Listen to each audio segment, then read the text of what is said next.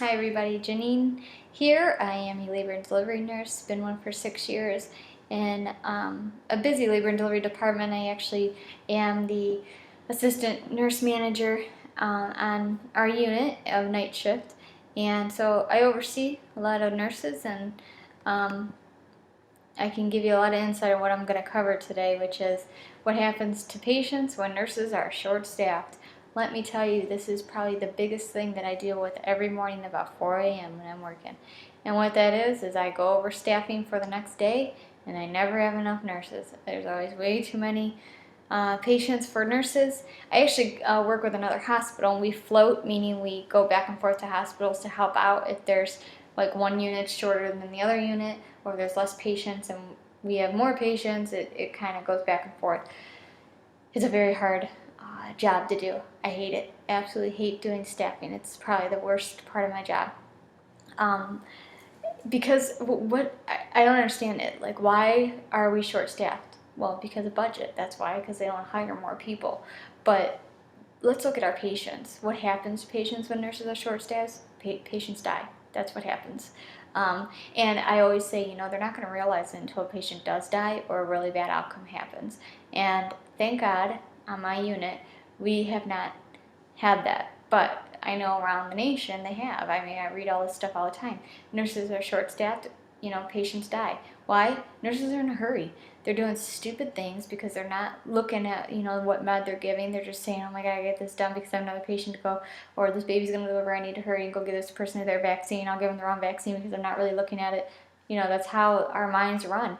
And I always encourage nurses to, when you're drawing up your medication, go in the med room. If there's no med room on your unit, you need to push for one right now, because it takes you away from that outside area and brings you into a quiet room where no one can bother you, so you can draw up your right medication, right dose, and give it to the right patient. Because I am not perfect. I have made my own mistakes, but thank God I have never hurt or killed anybody. But you have to have a quiet area to chart, and they're pushing for us at our hospital to chart at the bedside. Well, it's hard because you're charting at the bedside and your patient's talking. Oh, hold on, let me finish charting on you. Da, da, da, da, da.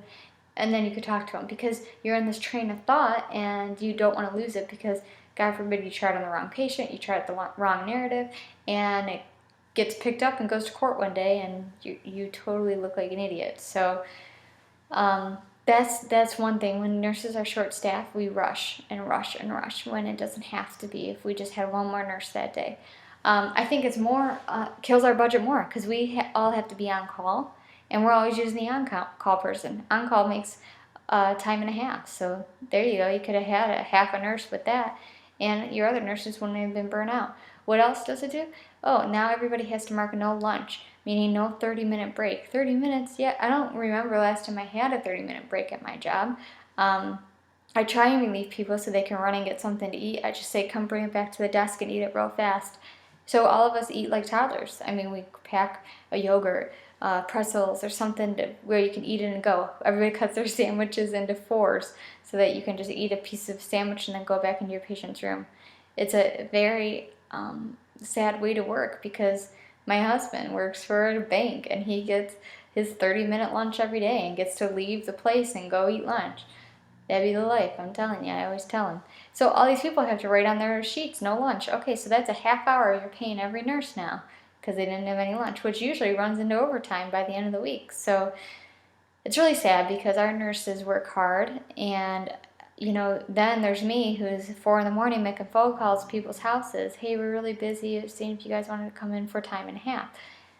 You think I get anybody? No, everybody's burnt out, everybody's tired. So it takes a toll on our patients. We're not going to get good reviews, because our patients see us running in and out and in and out, and they're it's hard. It's very hard because all the nurses want to give good care, and you can't when you're pushed in 45 different directions and one patient is more critical than the other. So if anything, the patients suffer. Nurses do too, but the patients suffer because they aren't getting the care that they deserve. And nurses feel guilty because they want to give that care and they can't. So if anything, I hope in the long run the shortage will go away and we can actually have enough staff for our units so that people can eat and take care of themselves so you can take care of your patients.